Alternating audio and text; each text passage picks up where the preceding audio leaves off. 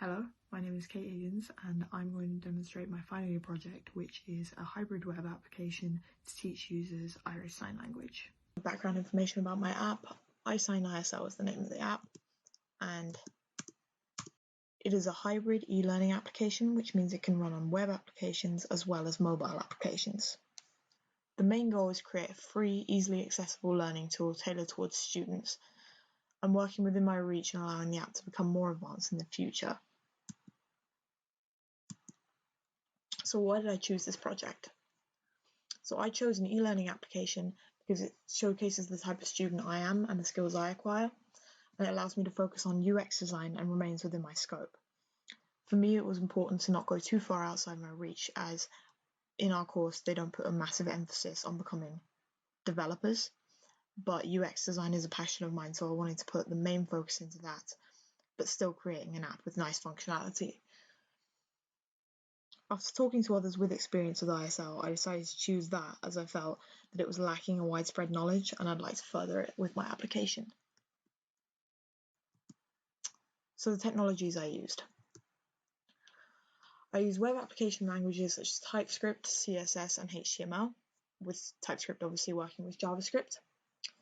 And for my frameworks, I was using React as my web framework and Ionic as my hybrid framework, which I've never worked with before, along with TypeScript.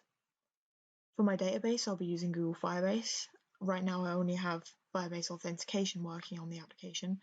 All the presets are set up to install the database, but I'm just yet to figure it out, so that is the next step. Adobe Premiere Pro and After Effects were used to create my motion GIFs, along with shrinking them and getting them to the right format in Windows PowerShell. For added new technologies, we had never had any experience with wireframing tools, so Adobe XD was the one I used to create my wireframes, and also a new technology would be Capacitor, the bridging technology to make my web application a native application. So now I'm going to demonstrate the project itself, so I'll just go ahead and get that set up. So now that I've explained a little bit about the app, I'm now going to walk you through the demo, along with explaining some of the code that goes with it. So when launching the app on the web, we're immediately brought to the login screen. But we're going to pretend like we don't have an account for now and create a new one. And we're going to call it a demonstration. And create a password to go with it. There's certain credentials we have to fill in that Firebase advises, such as having about 6 characters and stuff, just for security reasons. Added authentication, and now we should be able to register, and registration complete. So we can log in. Demonstration,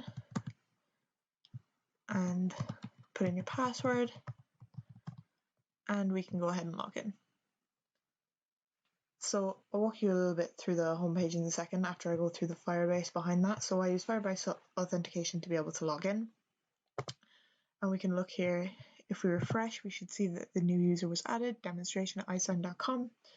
And the reason it adds the iSign email is because Firebase supports email logins, but I wanted to keep it a simple user experience, so I just wanted a username. So I just made sure to make sure that if you look at the code on the left, that every username adds iSign when creating an account. So then with the functions, and the Firebase keys that you can add through a simple constant, it was pretty easy to get authentication up and running on the application. So then to the home page, when loading the home page, a simple CSS animation to bring in the logo, a little welcome thing in sans serif, and then you've got a motion GIF showing off a few of the signs, just to give a taster of what kind of experience the users will be getting into when they go through the lessons and the quizzes. So click get started, it'll bring you to your first lesson, but we're going to go through it manually. Well, we can click it for now, then we can just go back and go through it manually. So basic phrases is the first class. It just brings you through a set of quick phrases to get the user started on learning a few basic signs. There's 8 altogether, and I used an ion command to get that working, which is ion slide. I tried to take advantage of as many commands I could when it came to ionic, because that was my new framework, and they actually came in very handy. So if I go to the classes, you can see that most of them are ion commands. So ion header, ion toolbar, ion content, ion image, and ion slide was used for this. That wasn't in my original plan, but that was because I didn't know I could access it through ionic. And I just think it makes for a much cleaner user experience, even if I expand. They expand nicely with it to make it nice and responsive. And the ion cards were used throughout. I used ion cards in almost all of them to give it this nice border. I could shade them more, but I liked it the way it looked. And then if I go through my lessons, I made it in a way that there's a girl teaching the first one, there's a boy teaching the second one, and so on and so forth. There's 32 slides in this because it's the alphabet. Telling the time has about 24. They were filmed in very different lighting conditions because we were hit by coronavirus throughout, but using Premiere Pro and After Effects with color correction made me fix that up, so there's not too much of a difference between. And they all look quite neat now. So I'm happy with the way the lessons turned out. I should mention the toolbar uses ion icons. I use simple home, an apple for lessons, and a pencil icon for quizzes, and they're all installed directly through Ionic, which is very handy. So I'll now bring you through the quizzes. We can start with maybe telling the time. So the quiz works in a way, if you look to your left, I have functions for each question that go through the quiz in a sense that when each one is clicked, nothing happens except the incorrect comes up. That's down here. I say on click, say incorrect. Yeah, toast incorrect. But when it comes to the functions, it hides each question until the correct answer is pulled, and then it displays one at a time. So say the correct answer for this is 2 o'clock, and it'll bring us to question 2. And then 9 o'clock, 6:30. That's actually wrong. It would be 3:15. There we go. And then this one will be 6:30. And then 5 to 11. So this would have all been picked up from the class. So we can just click correct. And then if you're confident in it, you can go ahead with the other quizzes, or you can play again if you want to have another go. And then once that's done, we can just select and be finished with the quiz. This is only saved to local storage at the minute and saved to the console as true or false, as I can show in tab 3. Here we see console.log checked, and it'll save to local storage, but I don't have it saving to Firebase yet, which is the next goal for the application. So we can go ahead and do one more quiz. Let's do the alphabet. So that would be the letter C.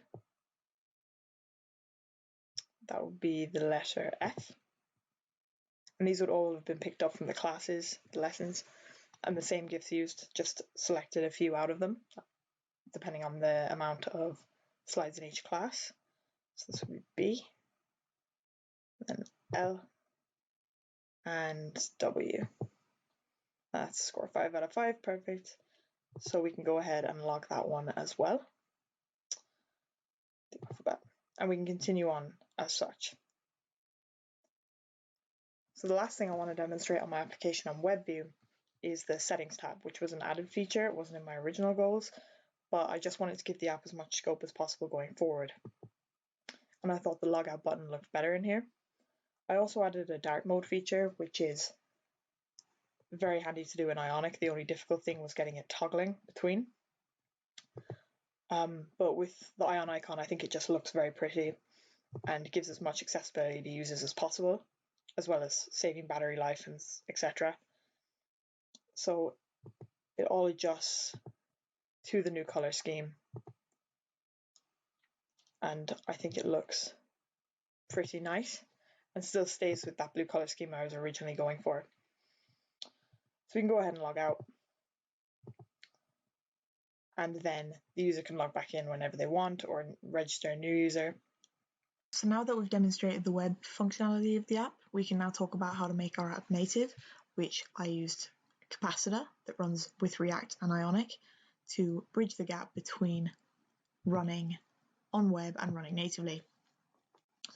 So once you install Capacitor on your app following easy steps, we can then install the packages that we want. So you can install Android or iOS. I install both on my app because I want it to have the functionality of both, but I can't test it out on iOS because I do not have a Mac to run Xcode. But we can do it on Android Studio. So here's the Android Studio package. It has all the assets that we'll need to run our app natively. And then we just need to go ahead and open Android Studio to launch the app on our mobile.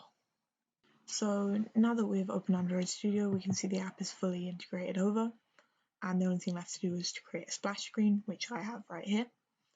And then we should be good to run the app. Oh, the Gradle is running, and then it should run itself.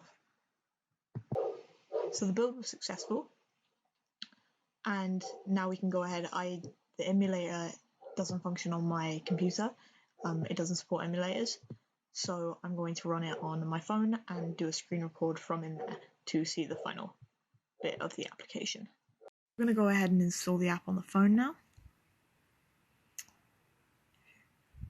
So there's the splash screen, and it brings us to the login page. So we'll just use the last login we used. So demonstration and our sample name password and the date. Perfect. So that successfully logs us in, presented with the same interface. I think it looks a lot cleaner when actually using it on a mobile. I'm happy with the quality of the GIFs, and I think it's a very easy way to learn. So we'll try out a lesson to start off with. We'll see how colours looks.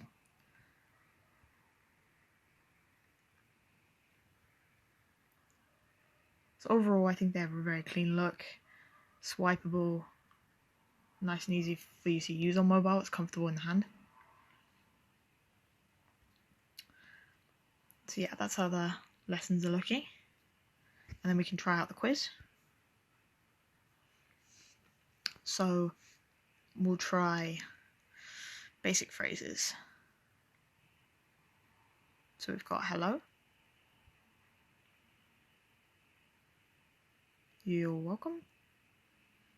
Please. Thank you. Oh no, it's no. And yeah, score 5 out of 5. So that works quite happily. So we can go ahead and save that, basic phrases, and then we can still go into each lesson we want and come out of it and still have our basic phrases saved and go into another quiz to take part in another quiz. Let's say red, that would be blue, yellow, and black. They would have got these answers from the lessons, and we can go back and basic phrases are still saved, and we can save colours because that is now completed, and just keep going with the classes. The last thing I'll show is dark mode. So I think dark mode looks especially good running on mobile. I like the way it contrasts with the GIFs. And overall, yeah, I'm very happy with the way it turned out. We can just go ahead and log out. Thank you very much for watching my demonstration of my hybrid e-learning application, and I hope you found some use out of it, even in the woes just for now improving sign language learning experience for students, as I don't believe there are a lot of apps out there doing what my app could do when it comes to user experience and being able to use an app in a functional way and get a positive learning experience for free. I'm really looking forward to discussing it further in our Q&A session. Thank you.